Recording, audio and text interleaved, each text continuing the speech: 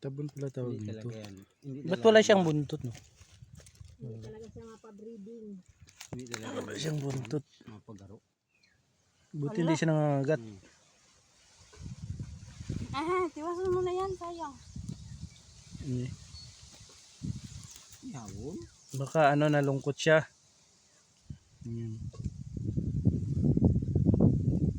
Parang ano siya, kalahi siya ng Tikling. tikling.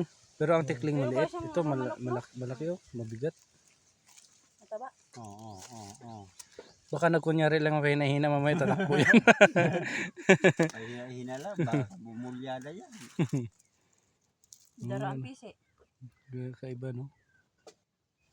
Ito parang manok siya. Yung pakpak niya. Parang manok lang. Sa manok lang. Ganito ka ano sa ano. Ang agila mas malaki dito konti. Ay oo.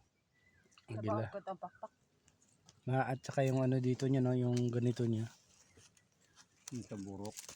Matulis. Tagisi pa lang didi, oh. Saka yung ano niya, yung paa niya. Ano man sa gulay? Ganun, parang manok din siya.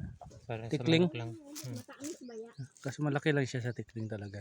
Hindi ko alam yan. Tabon pala tawag nito. Ewan ko anong tawag nito sa Tagalog. Hindi ko alam kung anong tawag nito. Ubod ng tagisi. Limang daliri. Marito nakita mo no?